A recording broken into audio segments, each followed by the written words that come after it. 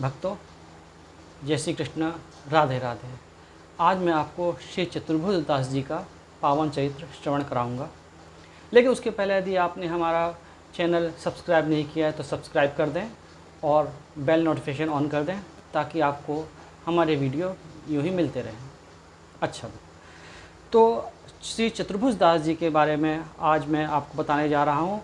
श्री वल्लभाचार्य जी महाप्रभु के परम कृपा पात्र और श्री श्रीनाथ जी के अंतरंग सखा श्री कुम्भन दास जी के पुत्र थे श्री चतुर्भुज दास जी। कुम्भन दास जी के 6 पुत्र थे, जिसमें से 6वें नंबर के श्री कृष्णदास जी थे। वे ठाकुर जी के गौचारण सेवा करते थे और शेष 5 पुत्र, इन्हें किसी तरह की कोई भक्ति नहीं थी। ये खाली अपने घर गृहस्थी के कामों में लगे रहते थे। इसलिए कुम्भन दास जी इन्हें तो अपना पुत्र एक तरह से मानते ही नहीं थे, क्योंकि कुम्भन दास जी परम भगवान के रसिक, उनके अंतरंग सखा थे। वे हर समय भगवत भक्ति में लगे रहते थे और ये उनके स्वभाव के ठीक विपरीत थे पांचों। इसलिए ये उन्हें अपना पुत्र न मानते थे और हर समय उदास रहते थे। चूँकि ये कृष्ण जी के सखा थे, सदैव कृष्ण जी से इनकी वार्तालाप हुआ करती थी। कृष्ण जी अक्सर इनको देखते कि इनका चेहरा उदास है, मलिन है। आखिर एक दिन भगवान ने पूछ ही लिया, कुम्भन दास क्या बात है? मैं कई दिनों से देखता हूँ तुम्हारा चेहरा काफ़ी उदास रहता है। बोला, भगवान मैं क्या करूँ, मेरे 6 पुत्र हैं, लेकिन 5 जो पुत्र हैं वो तो आपकी भक्ति में करते ही नहीं हैं, और जो 6वां पुत्र है वह भी थोड़ा आधा अधूरा भक्त कह सकते हैं, केवल आपकी गौचारण सेवा करता है, बाकी पूजा पाठ से उसे कोई मतलब नहीं है। हे प्रभु, यदि आप मुझ पर प्रसन्न हैं और आप अंतर्यामी हैं, मेरे मन की भी जानते हैं, तो मुझे ऐसा पुत्र प्रदान कीजिए जो परम भगवत हो, जो आपका परम भक्त हो, जिससे मैं अपने मन की बात कह सकूं, साथ उससे सत्संगी वार्ता हो सके। मुझे ऐसा पुत्र प्रदान करें। भगवान ने देखा कि इनका मनोरथ तो अति उत्तम है। ये साधु संत हेतु, साधु सेवा हेतु ऐसा पुत्र चाहते हैं। तो भगवान प्रसन्न हो गए और उन्होंने कहा, ठीक है, आज से 10 महीने बाद तुम्हें एक उत्तम पुत्र प्राप्त होगा, जो भगवत भक्ति में तुमसे भी ज़्यादा बढ़ा हुआ होगा, तुमसे भी अधिक भक्ति करेगा भगवान की। चतुर्भुज दास जी भगवान का यह वचन सुनकर अत्यंत प्रसन्न हो गए और नित्य प्रति उनकी भक्ति और अधिक बढ़ती गई। भगवान के उस वचनों के सुन करके वे नित्य अपना हर पल भगवान की आराधना में लगाते रहते। धीरे धीरे समय व्यतीत होता गया। एक बार ये भगवान की भाव समाधि में लगे हुए थे, भगवान के दर्शन इन्हें हो रहे थे, भगवान के चतुर्भुज रूप के दर्शन कर रहे थे। तभी इनके कानों में आवाज़ आई, किसी ने आकर कहा कि आपके पुत्र हुआ है। ये अति प्रसन्न हो गए और चूँकि ये भगवान चतुर्भुज नाथ जी के दर्शन कर रहे थे, इसलिए इन्होंने अपने पुत्र का नाम भी चतुर्भुज दास रख दिया। और धीरे धीरे यह पुत्र इनका बड़ा होने लगा। दोनों ही परम भागवत, दोनों ही परम भक्त, दोनों के मन ठाकुर जी की एक ही वार्तालाप दोनों के मन में होती थी। जो बातें उन कुम्भन दास जी के मन में आती, वही इनके चतुर्भुज दास जी के मन में आती थी, और दोनों भगवान की परम सेवा करते रहते थे।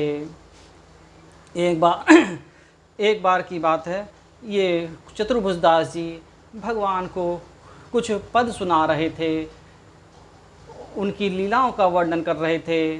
तभी किसी वैष्णव ने पूछा, उनके पद का भाव यह था कि ठाकुर जी का जो श्रृंगार है वह हर पल एक नवीन, एक नया मालूम पड़ता है। तो वैष्णव के मन में यह हुआ कि रोज़ श्रृंगार गोसाई जी करते हैं, वही श्रृंगार है, वही उनको दर्पण दिखाना है, एक सा श्रृंगार है, फिर इन्हें क्या नवीनता लगती है। उन्होंने गोसाई जी से पूछा कि हे गोसाई जी, ये जो चतुर्भुज दास जी पद गा रहे हैं और उस पद में यह कह रहे हैं कि आज भगवान का श्रृंगार बहुत उत्तम है, नया नवीन है बिल्कुल, तो ऐसी इसमें क्या खास बात है। तो भगवान गोसाई जी बोले, यह तो उनकी बात है, भगवत रसिक जनिक की बातें रसिक बिना कोई समझ सके ना, इसलिए तुम जाओ और श्री चतुर्भुज दास जी से इसके विषय में पूछो। वे वैष्णव गए और उन्होंने चतुर्भुज दास जी से इसका जिक्र किया कि हे महाराज, मुझे ये बताइए कि वो गोसाई जी ने वही श्रृंगार किया, नित्य वही श्रृंगार करते हैं, वही दर्पण दिखाते हैं उन्हें, फिर आज ऐसी क्या बात है जो आपने कहा कि यह नित्य नया श्रृंगार हो रहा है। अब यही तो प्रेम की बात है, यही प्रेम आके यह मौन हो जाता है। हम कहना तो कुछ चाहते हैं बहुत कुछ ठाकुर जी के बारे में कि उनका रूप ऐसा है, उनका श्रृंगार ऐसा है, उनका क्या वर्णन करें, लेकिन जब वर्णन करने जाते हैं तो हमारी जिह्वा मौन हो जाती है, हम कुछ कह नहीं पाते। इसलिए यही हाल चतुर्भुज दास जी का हुआ। वे कुछ कह नहीं सके, बस उन्होंने मात्र इतना संक्षेप में उन्हें इतना समझा दिया कि जिस तरह समुद्र की लहरें उठती हैं, उसमें होता तो जल ही है, लेकिन हर पल वो एक नई लहर आती है और पुरानी चली जाती है। उसी तरह हमारे श्रीनाथ जी रस और रूप के सागर हैं। उनकी सुंदरता एक नई लहर की तरह होती है। आप जितना भाव से उन्हें देखेंगे, आपको हर पल उनमें एक नवीनता नज़र आएगी। इस तरह उन्होंने उन्हें समझा दिया। फिर आगे एक दिन कुछ समय ऐसे व्यतीत होता रहा। गोसाई जी इनकी आर्थिक स्थिति जानते थे कि इनकी आर्थिक स्थिति ज़्यादा उत्तम नहीं है। तो एक बार की बात है, ये कहीं गोसाई जी कहीं बाहर जा रहे थे, तो उन्होंने सोचा कि चलो इनको चतुर्भुज दास जी को अपने साथ ले वाले चलते हैं। वहाँ वैष्णवों द्वारा इनकी कुछ सेवा हो जाएगी, तो इनकी कुछ आर्थिक स्थिति भी सही हो जाएगी, कुछ धन प्राप्ति हो जाएगी इन्हें। ये उनको लिवा के ले जाने लगे। हालांकि श्रीनाथ जी से दूर जाने का इनका बिल्कुल मन नहीं था, लेकिन श्री गोसाई जी के कहने पर ये चल दिए। और जैसे ही ब्रज क्षेत्र से बाहर निकले, अभी ब्रज क्षेत्र से बाहर ही आए थे कि भगवान श्रीनाथ जी के विरह में अत्यंत व्याकुल होने लगे। इनका मन भर गया, इनका गला रुंध गया, इनकी आंखों से अश्रुपात होने लगा। और इसी विरह आग्नि में इन्होंने एक भगवान के लिए अत्यंत सुंदर पद गाया।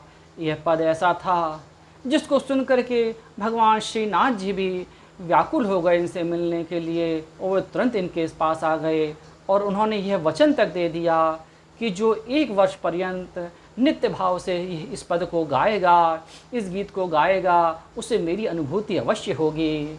क्योंकि यह पद श्री चतुर्भुज दास जी ने गाया था और श्री श्रीनाथ जी को यह अत्यंत प्रिय है।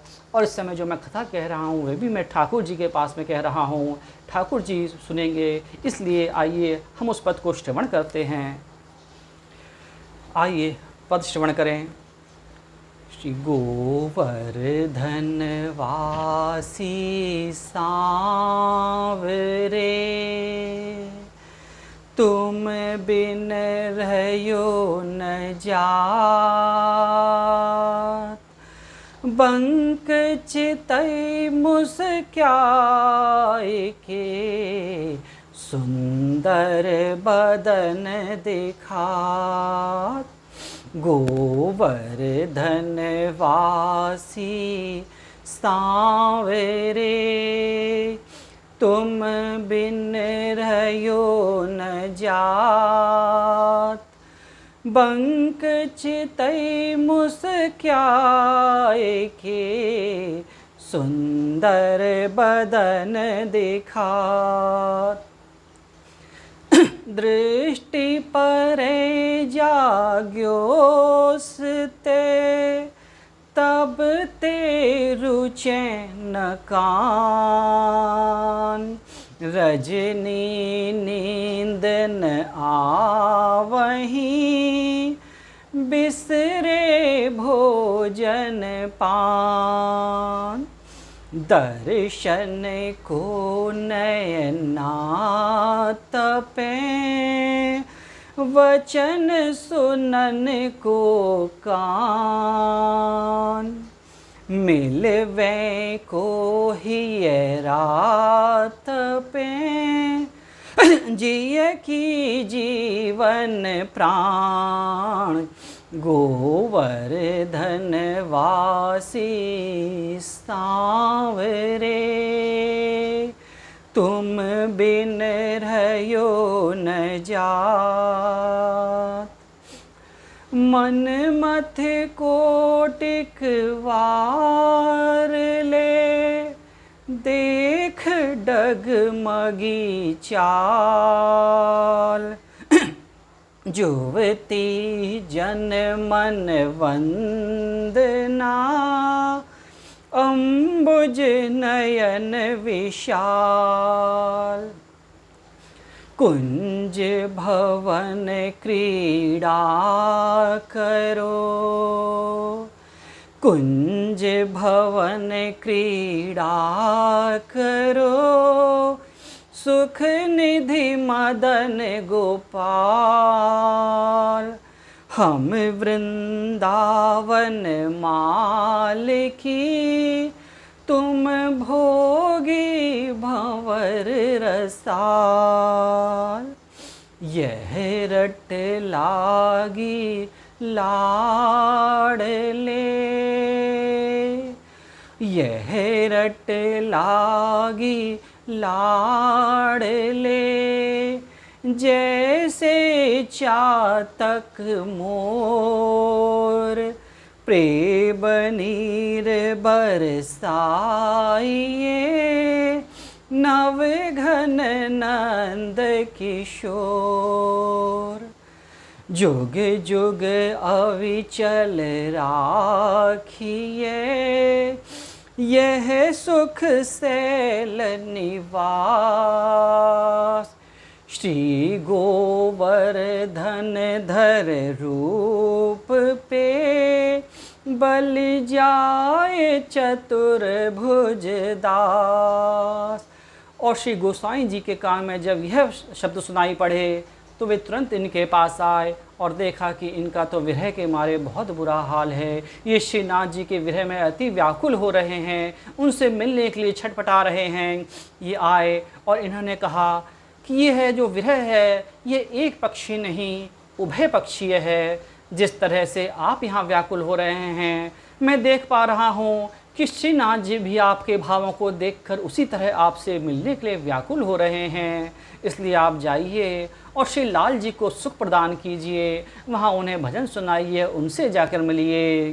तो जुग जुग अविचल राखिए, यह सुख सैल निवास।